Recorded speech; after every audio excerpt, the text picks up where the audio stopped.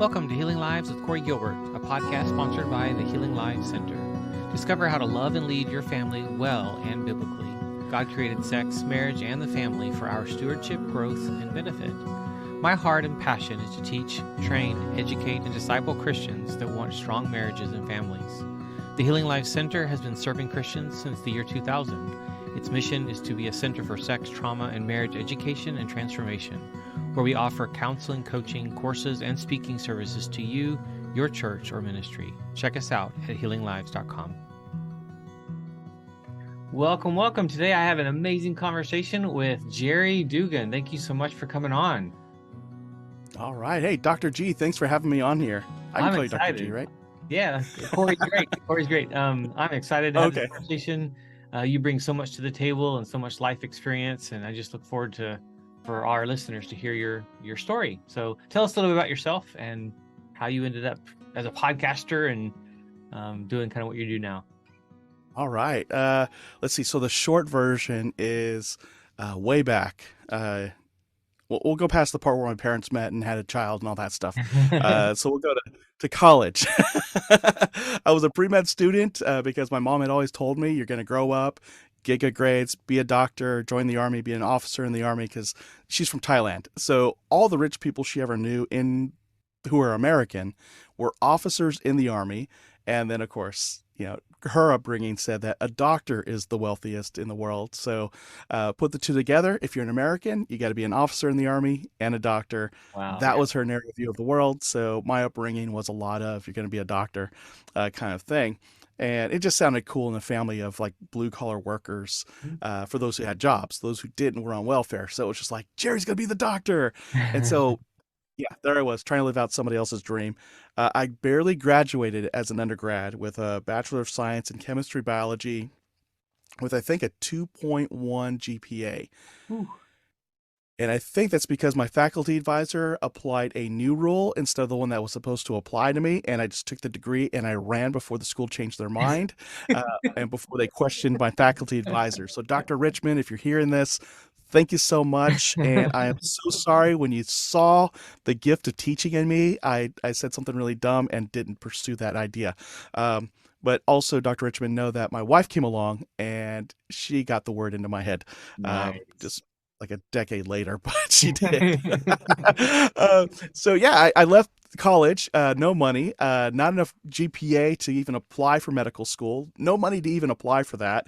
But all I knew was I was going to be a doctor. So I thought, who is out there that will let me travel? Because I'm just tired of going to class every single day of my life.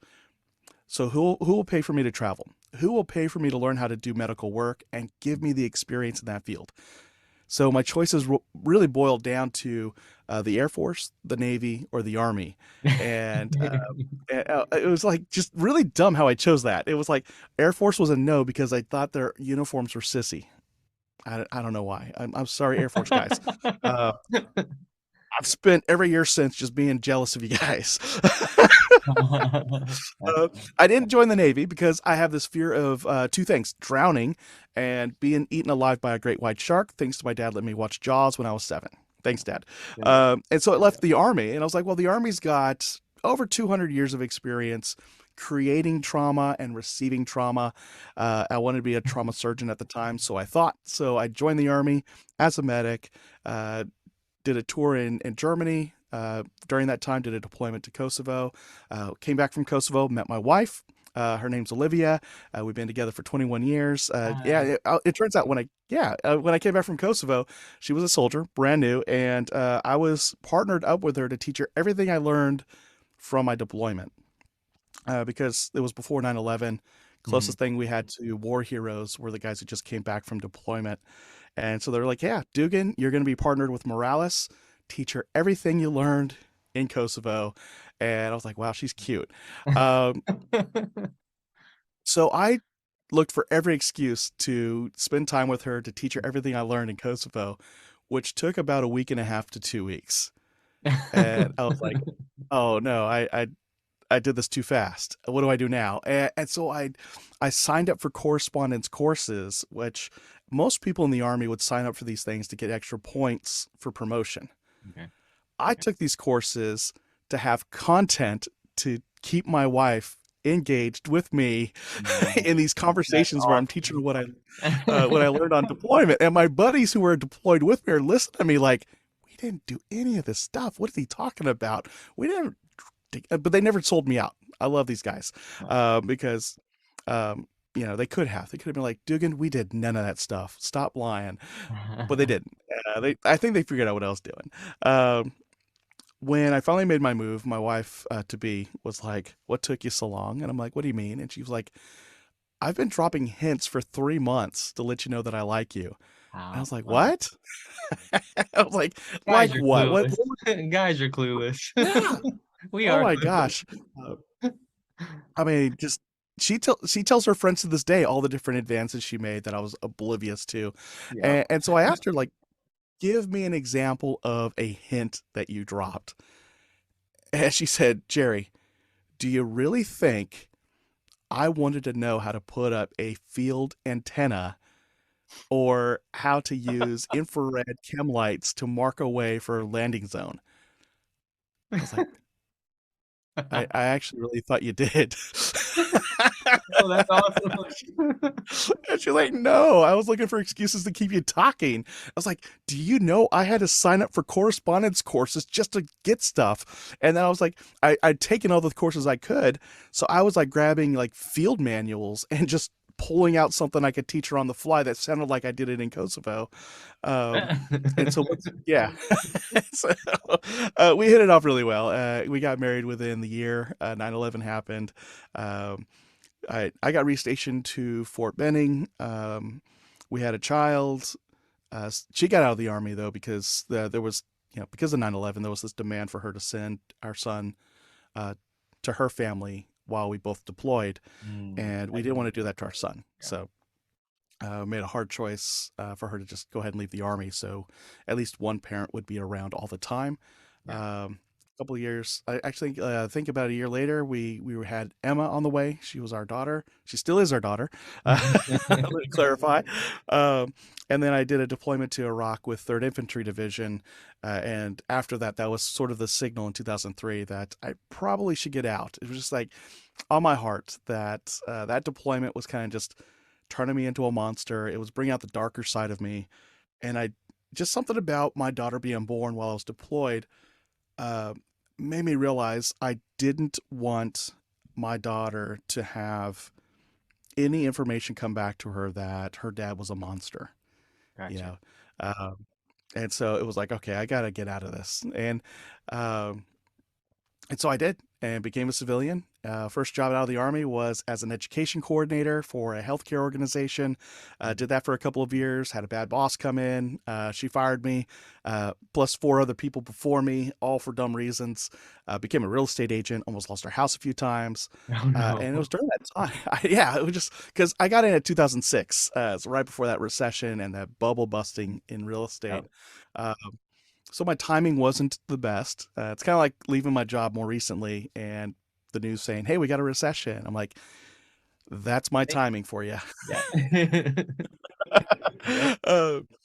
But somewhere in that, during that real estate career, I'm in church with my wife. I was a note taker for the church, so I would take my pastor's sermons, listen to his sermon on Saturday night because we had a Saturday night service, and by Sunday have a curriculum written for small groups. Oh, Um, so it's all I know how to do. Church, like we've moved, we're in a different church now, and I still have to take notes when I attend church service because that's all I know. I need to jot down ideas and questions. Like I write down small group questions, and I'm not even involved in the small nice. groups ministry in any way. But anyway, during one of the sermons, my pastor, says, "You have everything you need to go to the next level in your life." And at this time, sales are hurting, our finances are hurting, and it just hits me. I've got a GI Bill I've not tapped into, and I Oh. turn to my wife and I say, "I need to go back to school." And she's like, "To study what?" And we're talking in church, and I'm like, "To get an MBA, because that's what all the rich people get." Yeah. Which I've later learned, no, that's not what they get. They own the business and they hire the guys, the MBAs.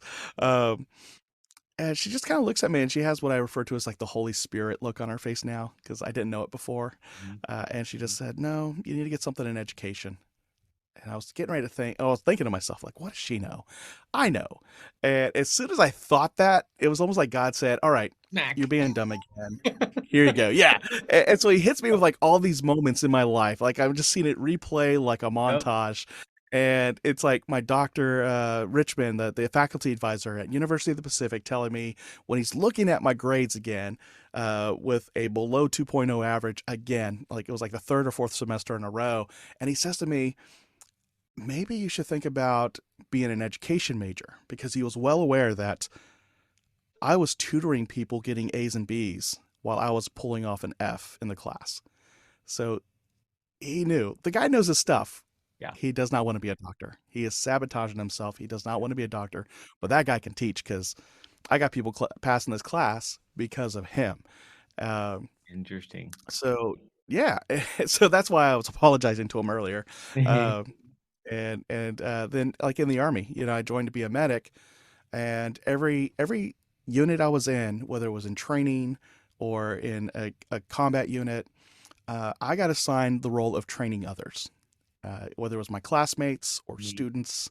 Mhm. I would be the guy that pulled aside and said, "Train these guys. Make Mhm. sure that guy passes the course. That battle buddy of yours, yeah, we're gonna switch battle buddies, because we're gonna give you the guy that's failing. He needs to graduate basic training. We're not putting him through again." And, that kind of stuff. And I realized I loved that more than doing the actual medical procedures. Right. Um, and so that hit me when I was in real estate. I was the guy that would be tasked with actually running training sessions when the owner of the company was too busy and the sales manager wanted to just go make money and not train anybody. I would be tapped to do that. We're in church in that moment because my role at the church was to take the sermon and turn it into an educational tool for small group leaders. And I'm Yes. like, who'd have thought it? My wife is paying attention here. She does know, because she's listening to God. She's looking at what I'm doing, and she's here to tell me, don't make another mistake with your life and career. Look at education. So got a master's degree in educational technology. Mhm. And it's just been a wild upward ride ever since. I got a role with a battered women's shelter, Mhm. talked to communities and organizations about uh, domestic violence, bullying, sexual assault, prevention of those things, bystander behavior, healthy relationships. And then at the same time, I was involved with my men's ministry. So there was like this parallel of, Mhm. God's work, helping men be the best men they can be, the best husband, the best father, the best follower of Christ, from a humble perspective. I'm not a pastor. This is my own journey. And at the same time, my professional gig is, let's talk to the community about this. Let's be a positive role model for those families who've never had a positive male role model before. Uh, so that job I would probably still do it if the money was there. It doesn't pay well because it's social services, sadly. Um, and so eventually I did leave it after about 3 years, almost 3 years, and I got picked up by a corporate healthcare organization, Mhm. doing leadership development, new employee orientation, and from there moved up into a manager role. Got poached to go to another organization.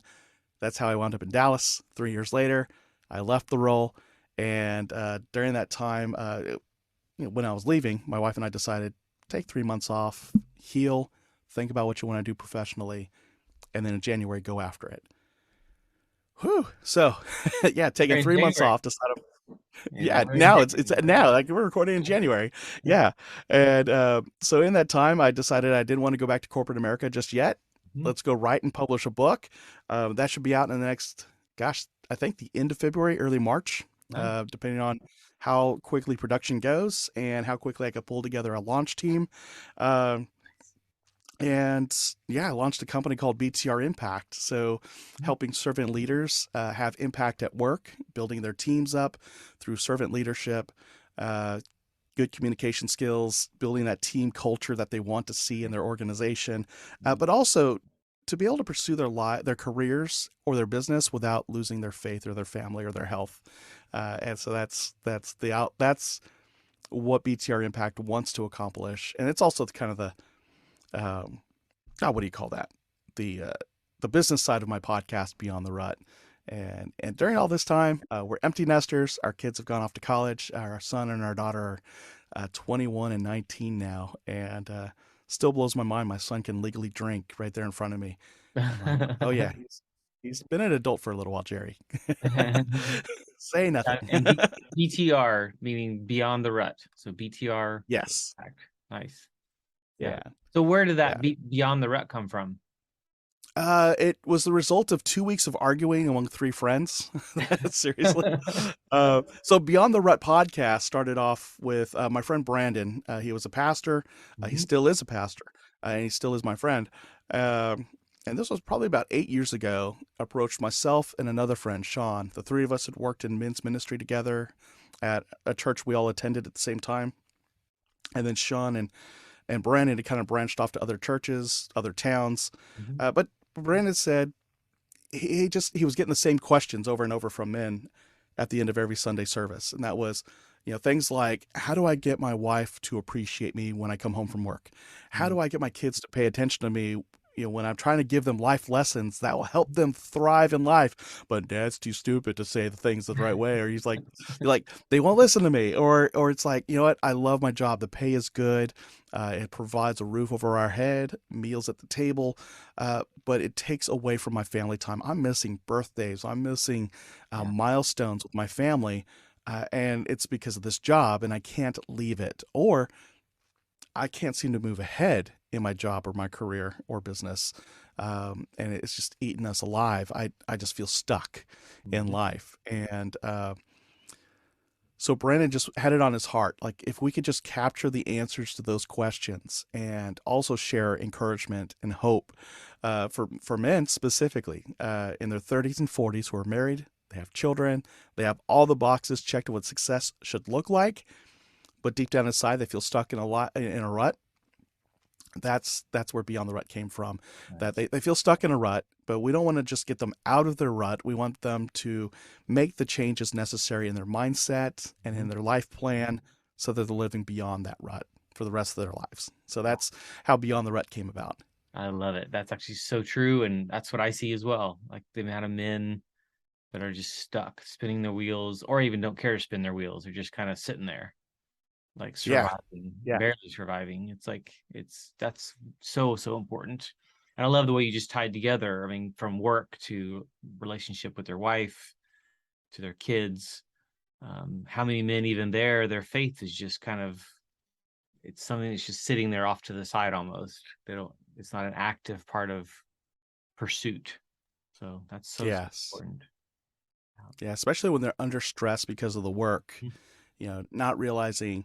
And I've caught myself in seasons like this. In fact, the reason why I left my job was I was waking up in the morning, and instead of spending time in the Word of God and reflecting on it for at least 30 minutes a day every morning, I was kind of just getting up in the morning and getting ready for the workday and thinking about, oh, this project is just so important for us. It's got a big radar, a spotlight on us, and if it fails, that's like a career-ending thing. And started to realize that those are the kind of things that my boss was saying. Like, this is a career ender if we don't do this well, and like those kinds of things I had worked out of my framework in my mind, or my frame of mind. There we go. That's the phrase I wanted to use. But somehow it seeped in there. Like the work was the thing that was more important than anything else. And then I just started to evaluate, like, what is going on here? Like, I've ballooned in size in the last 2 years. My wife, no, our kids actually would say to my wife, because they would come up and visit. And this was a thing that was a big heartbreaker for me. My wife's recently shared it with me when I was taking my 3 months off, was that, like, our son came up to visit, and at the end of the trip, before he and his girlfriend went back to Corpus Christi, just kind of pulled my wife aside and said, "Hey, are you happy? Are you okay?" And she's like, "Yeah, I'm doing good. I love it up here. But we noticed Dad is short." And she's like, well, he's always been short. He's 5'4". And they said, no, Mom. I was like, when she told me this, I was like, seriously, like they're having a serious conversation. You still take a jab at my height. And she's like, I'm 5'5". I could do it. I was like, well played. But they noticed like that I was like stressed out, that I was, I was shorter in my responses, a little more, terse. I'm just showing off. I have a thesaurus. There we go. I can't even say it. And so my son had said that to my wife, and then our daughter had come to visit us. And at the end of her trip, said the same thing, had the same conversation. Like, hey, are you okay, Mom? Are you and Dad okay? Are are, are, are you gonna stay married? And I didn't even know that this was even on anybody's radar. Like, it wasn't on mine for sure. I knew I was stressed. I knew that, once I got certain projects out of the way at work, I should be okay, or so I thought. And things just got worse at work, a little more toxic. And my wife and I are talking it through. Some recent events had happened, and I'm like, this just annihilated my entire team. Like, everybody's going to quit, and I'm going to be the guy left with having to rehire people and answer the awkward question of, so why did you have all these spots open up in the last 6 months? I can't throw anybody under the bus to answer that, and it wasn't my fault. And so like, I can't lie to anybody. And even if I convince people to stay on board with me, they're going to see why, and then they're going to quit. And so I just already saw that cycle was there, and I'm like, that sucks. There's no way to fix that.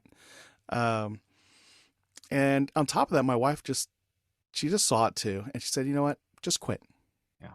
And another one of those Holy Spirit moments, because my wife has always been the person, like, as Dave Ramsey says, has a security gland. So even, yeah, like, the plan was look for a new job, and when you find it, leave the one that you've got. Right. That was the plan. But when recent events had gone down, she said, look, you are not happy there. I've just seen you sleep less. You worry more. There's just weight on your shoulders when you come home from work. And I don't like the Jerry that comes home. Yeah. Quit the job, take some time off, and go from there. I want to see a new Jerry. I want to see my old Jerry back, at least, if I can. If not, I want to see a new, happier, vibrant, go for it kind of guy. And so, I realized I was in my own rut. Like, I was basically needing to listen to my own show. And it's it was. And I had just come back from a podcast movement. I was talking to some of my podcast heroes, and they'd all said the same thing. Like, go build your community, go build your business. You've got a dream. You've been doing this for 7 years and you've never monetized. I'm like, no. Well, obviously you love this field. You love helping people. Why do you love podcasting? And I was like, I get to talk to some really great people who know their stuff. And as I talk with them, even though the intent is to help my audience, I'm growing too. And then love that. Probably more so. Yeah. Because like, you're going to be on my show in a moment. Well, we're going to flip and record. I don't know when it airs, but we're going to record. And that conversation is going to pour into me. And then as I put together the episode, I'm going to hear the conversation again. As I put together the show notes, I'm going to see the concepts again. By the time I start marketing that episode, whatever you and I wind up talking about, I'm going to have been exposed to that information 4 or 5 times. And if you have a book, chances are I'll get a copy of it and I'll read through it as well, because I've got a reading goal I need to live up to. And so, I mean, each guest, I get exposed to their content at least 5 or 6 times by the time that episode airs. And doing this show for almost 8 years, I mean, it takes a positive toll on me. So, yeah, that's kind of where I am today. I left my corporate job in October of 2022, and by January 2023, had launched BTR Impact. Already had my first workshop under the belt. Got leads for some more workshops already, and launched a book at the end of February, early March. It's all based on when can I get production done. And my wife says I've been happier than she's seen me in over a year. And, that's huge. So yeah, that's life in a nutshell right now. 21 years of marriage, 2 kids, both alive, both adults, really good kids too. Like, we go out to eat. They try to pay the bill, and we're like, no, we invited you, we paid. And they're like, we want to pay you back. We're like, You can't. You'll get a chance. Yeah. Yeah. Someday we're going to get old and we need your help. And they're like, Save it for that. well, yeah. They're like, oh, can we pay now? And you worry about that later. I'm like, no. Yeah. Well, it's amazing. Like even the stat I've heard recently, 70% of Americans hate their job. Actually, Mhm. that's an older stat. I wonder if it's worse now, because obviously we Yeah. have a complete workforce problem in America. So that's like, what does that mean? It means how many men and women are absolutely, utterly stuck. Their life is actually Yes. not well, which means their marriages probably are, and their relationship with their kids, and yeah, we get stuck. So I think we have a lot of work to do. I think what you're doing is critical. It's pivotal. You mentioned servant leadership, so explain what that means.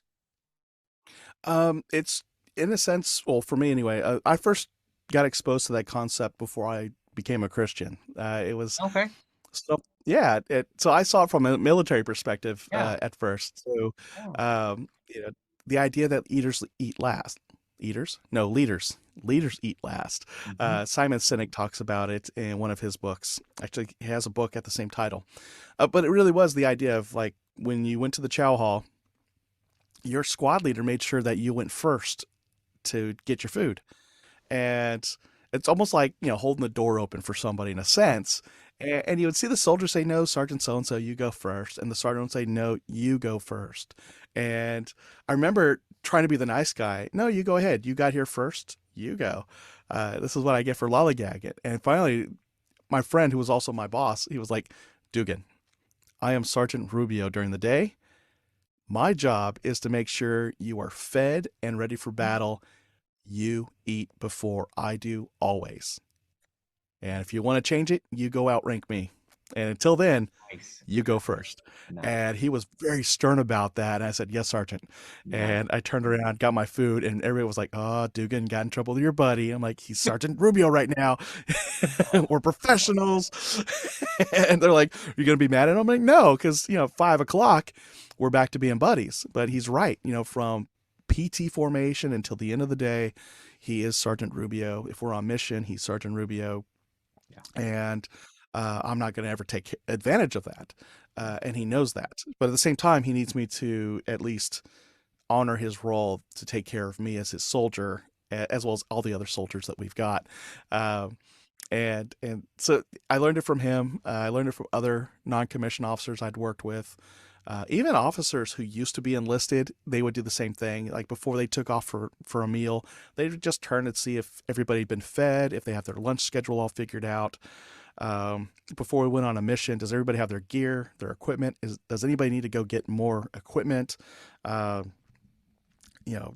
if somebody's family wasn't squared away, like maybe there was a shortfall on their income, or there was a car accident, whatever it was, is everybody's family squared away? Because we're all about to leave our families for a few weeks, month, who knows how long. Mm-hmm. So all those things. And then there was an officer I served with when I was in Kosovo, Lieutenant Perkins. I still remember him because it turns out, this is before I met my wife, we both had a crush on the same female interpreter. and uh, And so everybody was taking bets, like who would win in a fight over her, and we're like, we can't fight over her. Like that's, and he just looked at me. He's like, just remember, I have a tank, and you're the medic. And I was like, yeah, there's that. But I was like, seriously, sir, I'm never gonna pursue her. Like I've already thought ahead. Like I'm not gonna do a long distance relationship. And he's like, really? And he like cracked his knuckles. He's like, because I will. And so they wound up dating for a while. I don't know if they ever got married or not, but Lieutenant Perkins, really good guy. He and I were chatting during one of our downtimes, and he was just like, I heard you wanted to become an officer. Like you put a packet together for OCS, Officer Candidate School. And I said, yes, I did, sir. He's like, cool. Really, other than all the regulations and stuff, there are really just one thing you've got to remember about leadership. And I said, what is that, sir? He said, you never mess with their 3 M's, their meals, their money, or their mail. And I'm currently trying to figure out how do I translate that into civilian life. But really, like, you make sure they get their 3 hot meals a day Mm-hmm. and a warm cot to sleep in if you can. But they'll take the 3 meals over the warm cot any day. So make sure they get their meals or access to food. So it's that Maslow's hierarchy of needs kind of thing. Like Yep. their most basic need to be nourished is being met when you make sure that they're getting food and water on the regular. Mhm. The money is so that they know that the time is worthwhile, but they've got bills to pay back home. A lot of the guys in his unit had families, Mhm. and the money was really for them. So it's that like next level up on the hierarchy, that sense of, is it belonging or security? That was the money part. That family was okay. And then the male was that greater sense of connection, that connection to home, to Mhm. friends, to nowadays Amazon, order things by mail. It's so it was those three things. It was connection to home, and then that sense of security with their money, and then that most base level that their basic needs are taken care of. He said, you take care of those three things, they will do anything and everything they can to take care of the mission, as long as you communicate that mission to them clearly and give them the training and the equipment needed to carry that out. But even if they don't have the equipment, because you're taking care of the other three, they'll get scrappy and they'll find a way to get the mission done. I was like, wow, all right. And every time I've applied that, it's worked. And then you fast forward to another unit I was in, the chaplain. I don't remember his name, a captain something, but he was hilarious because the way he would market his services, he was the Catholic chaplain for the brigade. Mhm. Uh, but he would go around and say he was the people's chaplain and come to the only service that uses real wine for communion. And because on a deployment, you typically don't take alcohol with you. And he said he somehow got the national stock number for wine, got it ordered, it arrived in Saudi Arabia somehow in a dry country, and he was serving it, not Saudi Arabia, Kuwait, I'm sorry. And so, yeah, that was his marketing ploy. Like, come to the only service that uses real wine for communion. So these little tiny cups of wine, which they always ran out of. So he had to switch over to grape juice anyway. But the line around his circus tent would wrap around and go on for like a mile. And it just cracked me up. He probably had the highest conversion rate of anybody when it comes to new believers. But he knew how to get people in. But something about him, though, Mhm. was around when we were going home. And he had said, look, your wives have been taking care of the finances and the children while you were gone. And when you come back, you're going to have that temptation to just take things over again because it's your paycheck, your housing benefits, and so on. But just remember, you're in this marriage together. You're side by side, not one over the other. And Right. that's both of your paycheck, not just yours. Mhm. And that role of paying the bills has been hers for 7 months. And you don't just take that back. Right. Um, so, as her partner, work it through and decide together how you want to transition now that you're home. Does she Mhm. want to hand it all back to you, or let her keep doing it, or some kind of blend of the two? He's like, there's no right or wrong answer other than you just yank it back and then lord it over her. Like, you don't do that. And so I got, servant leadership from those guys initially. Um, Maybe 2 years after leaving the army, I finally received Jesus as my savior. It took 2 years. That's how stubborn. He knows. God knows. Uh, he'll tell you. And just through that transition, but also attending small groups, getting plugged in eventually in with a men's ministry, and getting exposed to those images of like Jesus washing the feet of his disciples, Yeah. the way he would get, and that meant a lot to me because part of my training to go to Iraq was what are insults to Arabic people and to Muslims, and it was like thumbs up was an insult. It was like our middle finger. And to show the sole of your foot was essentially to say, you are beneath me. And so I know that. for Jesus to get to the feet of others, he was literally getting beneath his disciples to clean the dust off their feet. And it meant, it just hit hard for me. I was like, Yeah. that's servant leadership. And if headship in the story of how I even learned about headship is kind of funny. But learning about headship to me was, I got to be as Christ-like as possible. And everybody thinks of headship as, I sit on a recliner, my wife brings me a beer and a sandwich. Um, at least that was the thought I had. I didn't want to live up to that. I was like, no, that's not the Oh, husband I yeah. want to be. That doesn't make sense. But then when I started realizing Jesus got on his hands and knees and he washed the feet of his disciples, the people following him, that's Christ-like leadership. That's servant leadership. And that's the kind of leader I want to be for my family, but also for any group I lead. That, like, yeah, I've got the decisions I've got to make, but I'm making sure that their basic needs are taken care of, that their sense of self-esteem is maintained or built up, and that they get second chances. So that grace, like all these elements of how Jesus led his ministry is what I look to when it's like, how do I want to be a leader at work and at home? Well, I love the way that it started out in the military from not necessarily Christian examples, because it does show this servant leadership isn't something like the church has a market on. Others exhibit it very well, and others can and will. And so that's neat that it started there, but then to become a Christian and come to Christ, and then to see it in a whole new light, especially through the example of Jesus. That's a beautiful, almost like taking something that was really good and making it great. Yeah. That's just a beautiful, Yeah. and translating that to us as husbands. What does it mean to be, like you mentioned, the headship? I meet with couples all the time, premarital counseling and stuff, and have that conversation of what does it mean to be head of the house? And I watch the guy dig his grave, and the girl just stare at him because they paint the really wrong picture oftentimes. And it's like, no, that is a cultural picture that's unhealthy.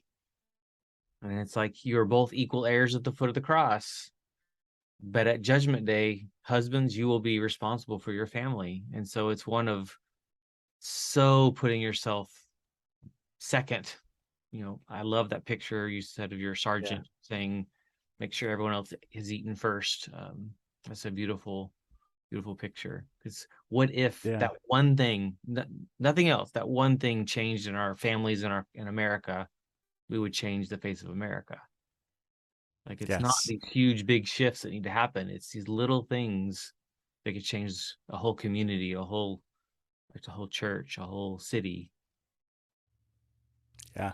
And that was the vision of Beyond the Rut was, on the business side, the plan had always been, let's go into corporations, let's go into businesses, and let's talk to leaders about the concepts around living a full life around your faith, your family, your fitness, finances, and growing for future possibilities.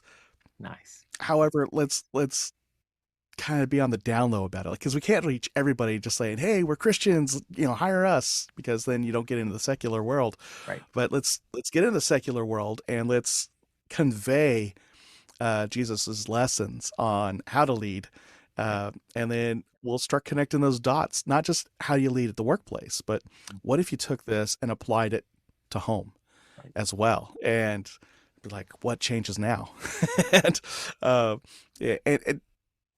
it's kind of like that both and. It's not either I have a great work life or I have a great family life. It's how do you have both a great family life and a great career or business? Because you really have both. Because wherever you go, you are you. And if you're a Christian in church, you really should be a Christian in the parking lot. And a few hundred feet later, as you're pulling out of the parking lot, you should still be a Christian and setting that example for Christ. And and to me, like hearing that from my pastor's dad, because my pastor's dad was really good about, if you were leading a new group of men, he showed up and encouraged you for a year. And once he saw you were up and running and really encouraging others and you got it, he would finally leave you and go to somebody else. It was the saddest second year of my men's group when I was leading it, which already told me, one, it took me 2 years to get to the point, but it also meant that because I'd gotten to a point where he felt like, all right, Jerry's got it now, he was now moving on to another group. And I was like, wow, I've kind of arrived in his eyes. Like he's got it in his heart to move on to another group. But man, it took me 2 years to get to this point. Like what the heck? But he said it wasn't just for me. I'm like, okay, thanks for making me feel good. I appreciate it. And it was just a really neat guy. I called him Bill Senior, because even though his son wasn't called Bill Junior, it was just his son was William. But anyway, that's not important. Well, it's interesting the example that we hold in terms of, if you think, when I think of just husbands around me, just men in my life and other places I've lived, the example I see from the eye of a child, of a young person, a teenager, young adult, is most of them are going to a job that they tolerate. But then they often tend to have a marriage that they also just tolerate. Ugh. Yeah. It's like, so one of the things that I've really seen is the most pivotal is actually your marriage. When your marriage is strong, like the question both of your kids asked, Mom, are you happy? Something doesn't seem right. I think we don't believe we can actually have a vibrant, healthy career and home life. It's really one or the other. And so many men choose the career, but they struggle. Recently heard another stat of just the extreme majority of CEOs are on antidepressants and antipsychotics. Oh, wow. It's Yeah. like, that's sign me up to quit right there. No, why are we playing Right. this game? And it's sacrificing something. And you think of the hours required for some of these kind of, especially the upper positions. It's like, who would want that? Well, it's not for the person with a family. So Yeah. is that really Yeah. the tactic in our world? Which it kind of is to get rid of the family almost. But how do we have both? And I think we can. I actually strongly do, and I'm doing it, and I'm so thankful for my family. And I work at multiple jobs. I've never not had multiple jobs. How many men don't like what they're doing? They don't like their life. Yeah. And I think the it's not funny, like haha, it's funny, like odd that we wind up in that place with good intentions. Like Yes, I yes, finally good got it. intention.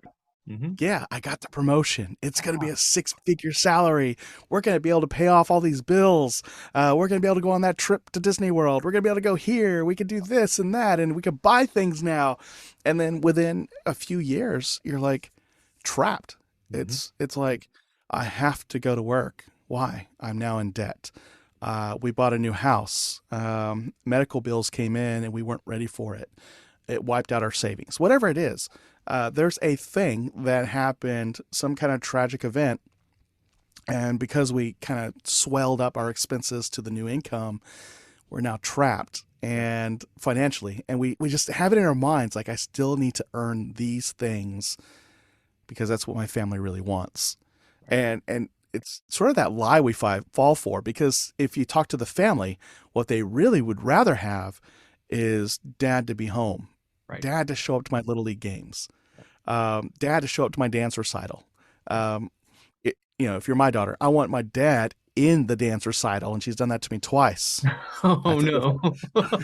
She's got it on video. She has shown her friends many a times. I would still do Awesome. it. I would.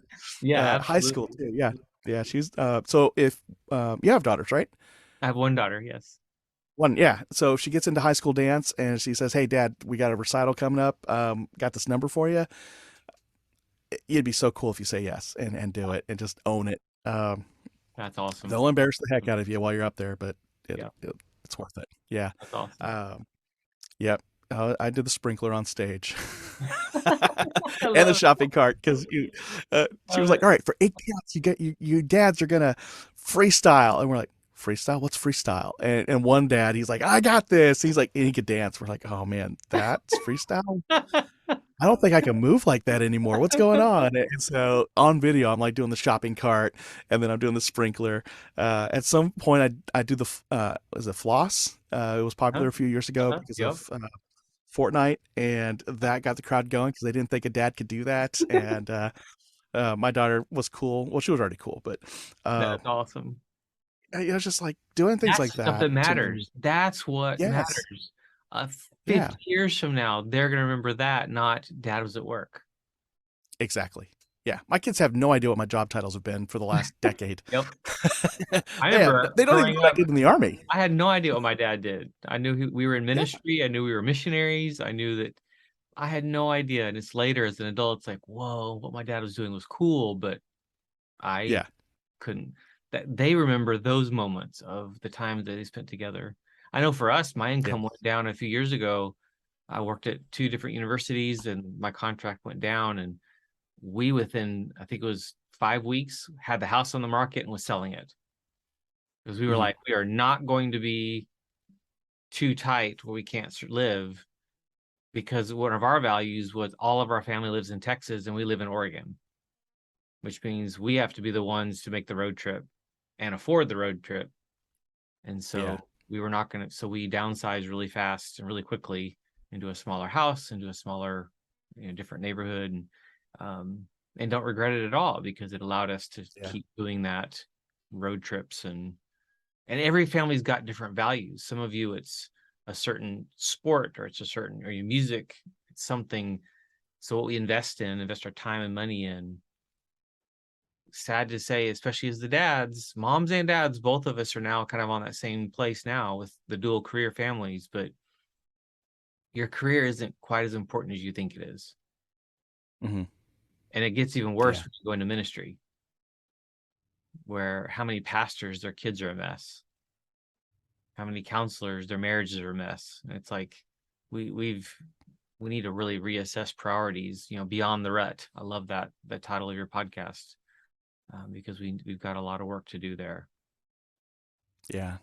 And I think I'd love for men to pick up on that lesson that you and I are talking about, without having to go to a combat zone to realize, like, look forward to what the future has in store. Like, if nothing changes with how your life is going right now, where is it going to be when you're on your deathbed? Like, what is the legacy you're leaving with your kids? What are your kids going to remember or not remember about you? And, for me, it was, it was a combat zone, just kind of like the day my daughter was born, and I was chasing looters out of my compound, and I'm pretty sure I broke somebody's ribs in the process.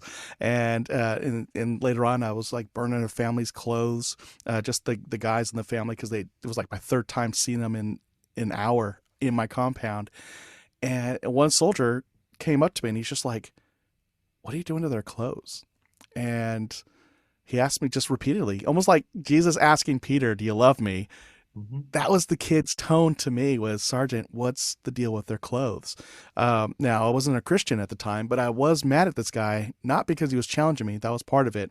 Mm-hmm. But it was the fact that he was out of uniform, in the sense that his gold chain was hanging out of his uniform instead of being tucked in, and there was a cross on there. And I saw that, and I was like, this guy is out of uniform, and he has the audacity to challenge me in front of these guys who've been breaking into our compound all day. And I said something to him to the effect of, "You could help me pull security, or you could help them rebuild that wall. Which would you rather do?" And he went with option 3, which was, he delivered his message. He's going back to where he's supposed to be. And so he just resigned. He's like, "No, it's fine, Sergeant. You keep doing what you're doing. I'm going to go back to my hooch." And it kind of hits, it didn't sink in until like 4 or 5 years later, when I'm in my men's group, and I realized, wow, that was like one of the seeds that were planted in me that day of like obedience. It was that eye opener of, my daughter is born today. Mm-hmm. And here I am making a mother cry, watching her sons and her husband being treated poorly by this stranger. That was me. It was just like, went downtown for a mission that afternoon, and there was like a car bombing, or not a car bombing. It was a homemade grenade. The guy survived, but I got to treat him. And there was a little girl there that like saw I had a camera taking pictures of downtown like a tourist, and she posed for a photo real quick. It was a little girl, probably about 6 years old. And we still have the picture somewhere in one of these photo albums. It's in storage, Jerry. I looked up looking for the album. I'm like, I only have books in here, and they're all above my head. And it just like all came together. Like, I have a little girl who was born this morning, and what have I done with my day? Not a thing I'll ever want to tell her about. And I mean, she's since heard the stories, but like, there was nothing I was proud of. And right. I'm like, this is not what my daughter needs. She needs, I wasn't expecting to go home. Like, I was expecting to die. I was the short timer. And if you've watched any war movie, who's the guy who dies? The short timer. The guy who's about to get out, or was supposed to be out. That was me. And I'm like, and plus I'm the medic. The field in the Army that has the most posthumous awards given is the medic. And I'm like, so I'm the medic, and I was supposed to be out 6 months ago. I am toast. There's no way I'm going home alive. I'd even written a letter home saying goodbye in a very slick sort of way. And I'd even said, just to cover all my bases, a little, it turns out a prayer. I didn't know it, but I said, God, if you're real, you're going to replace me with somebody who will love my wife better than I did Oh, and raise my children as if they were his own. And oh gosh. so yeah, all that's going on in my head the day my daughter's born, and I just remember crying alone in my hooch and saying, I don't want to be a monster when I die. I need to be different. And so I just kind of vowed that day, like no matter what I run into, I am going to be the best person I could be. I'm going to respect the dignity of every person, even if I perceive them as the enemy. I'm not doing it anymore. In a Um, war zone. in a war zone. Yeah. And didn't receive Christ though, but it turns out I was at least going to respect his creation. Well, God And was working in you. The Holy Spirit was oh, convicting. The Holy Spirit was leading, guiding. Oh, beautiful. Love it. Love it. Love it. Love oh man. Yeah. We get home, I meet my daughter when she's 3 months old. First time we met. Um, we're driving home. My wife is driving, or yeah, because I don't know where we lived at the time. We had a new house that the government gave us, and she tells me about a deal she made. She's like, Jerry, I got to tell you something. Please don't be mad. I'm like, sure, go for it.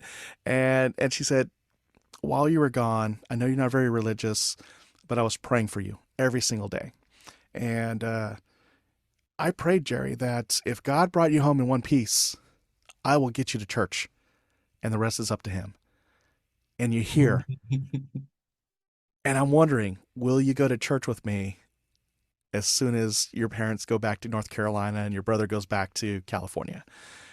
And I was like, well, I mean, you made a deal with God, so Sure. I think it's worse than breaking a deal with the mafia.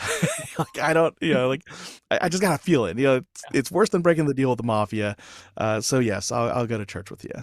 And I think it was probably about a year and a half later I finally like received Jesus as my savior, like truly saying it, not just kind of going through the motions, but truly saying it. And um, yeah, and we I love got that. involved in church. Started attending like a marriage conference called Family Life Weekend to Remember. Been to those. Yep. The local director, Joe and Connie Sengler. Connie was becoming a good friend and mentor to my wife, Oh, so nice. Joe became a mentor to me. Nice. They roped us in to take over for them, and just for a good 5 or 6 years, really poured into us, having us either work the events or attend the events or both, Nice. and just huge template on how to live a biblical marriage. What did headship mean?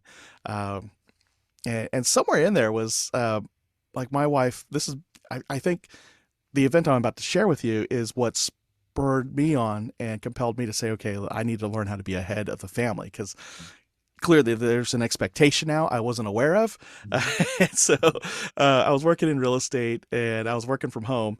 My wife was going to a Bible study at the time. She comes home, slams the door. She has only slammed the door one or two times her entire marriage. This was one of them. And I'm sitting there thinking, all right, I got both kids to school. Yeah, I braided Emma's hair. No, I went with pigtails. That was easier. Uh, they got lunches. They had belts. I don't hear kids, so they didn't get kicked out. Why is she mad? Did I take out the trash? I took out the trash. Like I'm going through panic mode. Like, Yeah. what could possibly have happened to make her this mad? And I can't think of anything. And I could hear her like kind of dropping things heavily on the countertop. And I'm thinking, okay, it can't be me. It's got to be somebody else.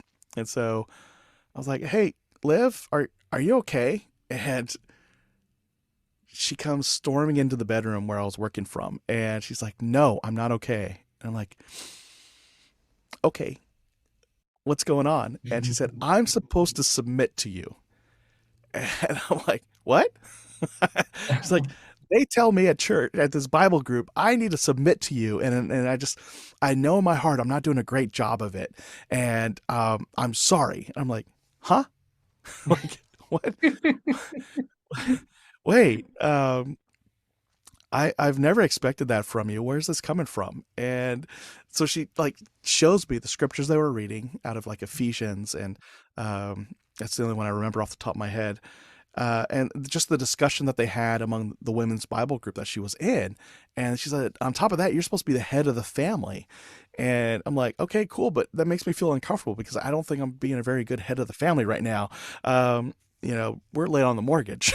It's just like, what does this mean? And so that was what compelled me to get more involved with the men's ministry. When the Weekend to Remember came to Corpus Christi, I really wanted us to go to that because I didn't know what headship meant. Like clearly my wife was mad about submission, and I'm like, I want to do this right, and I don't want to make her feel subservient to me. That doesn't feel right. And oh man, just learning about it and learning that like my role is not even to worry about her submission or not. It's about how I'm submitting to Christ and submitting to my family and serving their needs the way Jesus did. And I was like, I can get on board with that. Let's do that. And so that's just been applied ever since. And that was around 2005, 2006. And it's what now, 2023? And we just celebrated our 21st anniversary. And so I'm glad we made that decision. Just Well, one thing that I noticed in my classes, my marriage classes that I do at university I teach at, my students, I've been doing it for 18 years and using a certain book to kind of really mess with them when it comes to submission, because it's not really done well. So they actually remember it. And then when I found a student came in one day, and this hasn't applied 100% across the board, but it's been a theme, that the young women that hate the word submission are often the ones that have never seen it done well and biblically, and they're actually in unhealthy relationships or not in a relationship. So it's a huge fear. And the ones that are like, yeah, let's do it, are the ones that were married, happily married, healthily married, or dating someone that was actually a godly man that they would submit to in a heartbeat. And it's like, that word is so loaded right now, and still it's been for years, but what does that mean? What does it look like? And it's like, imagine submitting to a servant leader. And it's like, it becomes a no-brainer. But then the hard part becomes, how do you do this when the whole marriage is in a mess? And that's where it gets tricky. And that's where we need intervention. That's where we need the Weekend to Remember and things like that, and counselors and our churches to speak biblical truth and to teach it. And one of the things I'm coming to really focus on lately is how many even couples that are married don't have a just biblical theology of marriage. They're married, but they've never thought through, what does this actually mean? This is actually a calling. This is a sacrament that it's sacred, and that my ministry is to my spouse, not I get to do you, and it's all about my happiness and my whatever my hobby is or something like that. It's like, this is actually difficult and beautiful. So beautiful. Yeah. It's that was probably the coolest thing for us to learn at one of those Weekend to Remembers, was looking at our marriage as almost like a mini church in a way. Like we got this duty to raise our children up, and that as we grow closer to God, we're also growing closer to each other, and we're either drifting closer to God or moving closer to God, or drifting apart. And the same with our spouses. We're either intentionally growing closer together or we'll drift apart.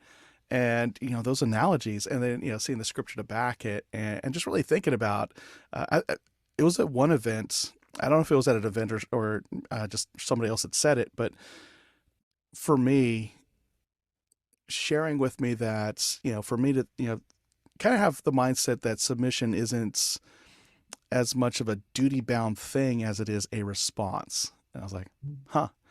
Cool, because my wife's really mad about it right now. Like, tell me more. And it was like, think about work. If you have a leader who is taking care of your needs, taking care of you as a person, taking care of you professionally, equipping you, sending you forth to make a change for the company, how do you feel about coming back to work for that leader the next day? And I'm like, I'd do it in a heartbeat. Yep. If the company were in trouble, I'd still work for that person for a pay cut. And That's uh, true. Hmm. and he said, great. Now apply that as the head of your family. Lead in such a way that it is a no-brainer for your wife to submit to you, that she would choose that in a heartbeat. She's in a sense re-electing you for the next day. I'm like, oh, like the presidency, right? And the guy said, yes, except I'm up for re-election every night. Kind of, yes. Oh God. It's like, because I mean, because you could do something that undermines all that trust and all that Right. faith, and then now they're submitting out of duty as opposed to Well, think as a about, response. I think about if that was '05 where that happened, and then fast forward Yeah. to past year where your kids were both seeing something's not quite okay, and you're in a job that's kind of hurting you and sucking the life out of you, and was your wife silent? Eventually, no. I think she took it for a while, just thinking. I think she took it like it was her, like there was something wrong with her. Okay. Okay. And then I think when everything kind of came to a head at the office, she was like, "Oh no, it's not me. It's it's But boss." she's in a relationship with you, so she actually, like, she wasn't just some passive, submissive, quiet, Correct. almost like silent partner. She's in relationship with you, which I think is Yeah. so critical. And even the season that you had last year is one that enriches that, where she realizes it's not her in a sense, because we kind of tend to blame ourselves, but then it's about the us, and then you all grow closer Yes. because you took a big leap of faith. You are currently, and then it's about navigating it together. And if she has that, as you said, was the security gland, like Darren just said, Yes. Yes. then this becomes a really stressful season for you guys.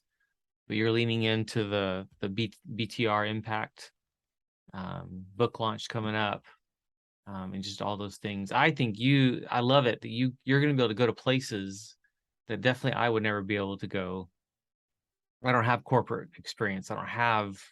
I'm an educator, but in university, Christian university. So like the doors for me are closed, where you would actually be invited. And I think that is so critical to think about for others. Of you, because of your choice in career, actually have doors open that others don't. So it's like Yes. you then maximize that for the gospel, even if you never mention Jesus's name once. You're a light in that community, or a light in that corporation. Is so beautiful. Yeah. Yeah, I think it helped. The last two corporate jobs I had were faith-based healthcare organizations. So Oh, the nice. first one is a Catholic healthcare organization that is very heavy-handed in that it's a healthcare ministry, and like Yeah. their mission statement. I don't want to. I can say it. It's to extend the healing ministry of Jesus Christ, Mhm. and they have an entire division of folks whose sole purpose is to make sure that the organization lives up to its requirements to be a healthcare ministry. And that was, professionally, a Nice. great alignment between my growing faith and my growing career. It was like the two are merging together, and I get to see Mhm. what it looks like when you do it right, but I also get to see what happens when you do it wrong. And even the organization I just left, it has alignment with a Methodist church locally, and it is a ministry still, and it has a department that goes out into the community to serve the poor and underserved. Yeah. And the core values, even though they're not as blatant about saying Jesus Christ in the mission statement or the core values, you could see the influence there from the local Methodist church and its partnership with physicians. And I'm like, yes. Nice. Uh, Now let's take that and go into companies where they want to find out, how do I get people to like us?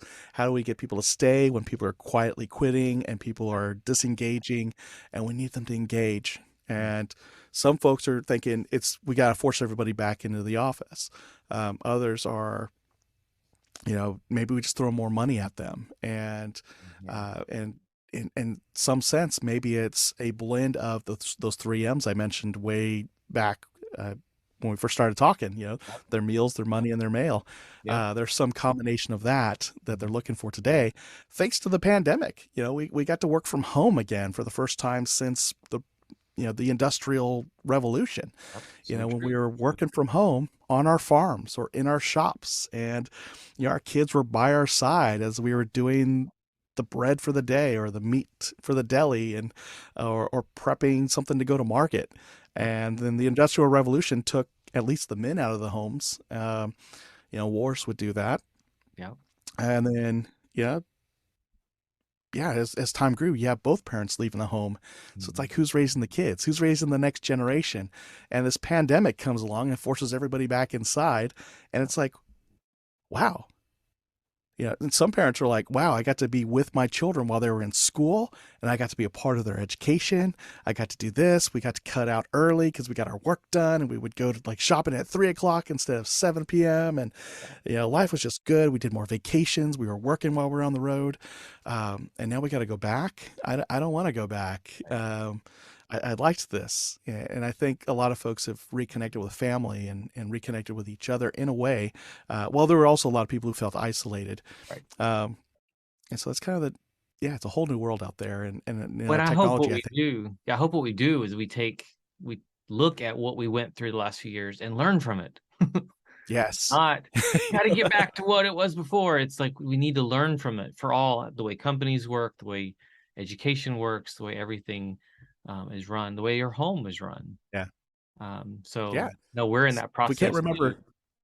Figuring out just our schedule, and we homeschool our kids, and so so the schooling didn't ever change. It was just the same, but other things that used to do, aren't working anymore. And so you also have, like for us, we're in 2 teenagers and a 12-year-old, so almost teenager, and so almost 3 teens, and that's a different life stage than you, empty nest, where life's a little different pace, and we each have those different seasons coming. If you have younger kids, are you preparing for that next season, or are you hanging on and things have to stay the same?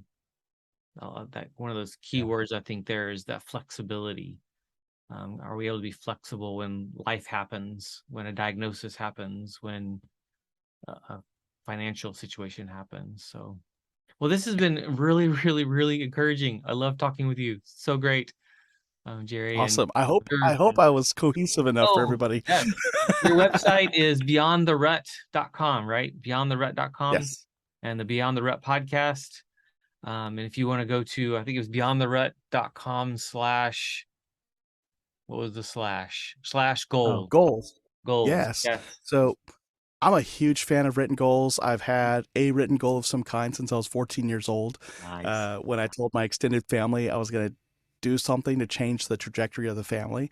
Because at the time, we all were looking forward to divorce and living on welfare. And I was like, there's got to be a different way. There's got to be. I don't know what it is. And I don't think it's joining the Army, even though I did join the Army.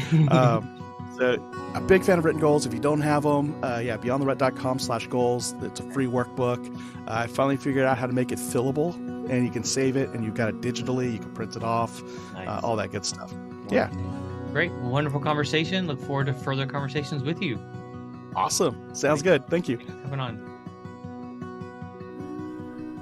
Thank you for tuning in to the Healing Lives with Corey Gilbert podcast. It has been an honor to serve. If you are struggling, have questions, or in need, Dr. Gilbert offers a free consultation for new clients. Check us out at healinglives.com to book a call. If this has been helpful to you, please share it, leave a review, and help us get the word out so that we can see lives changed, marriages transformed, and more people come into a life-changing relationship with Jesus Christ. The Healing Lives Center offers online courses, programs, books, intensives, and other services to help you live biblically and well.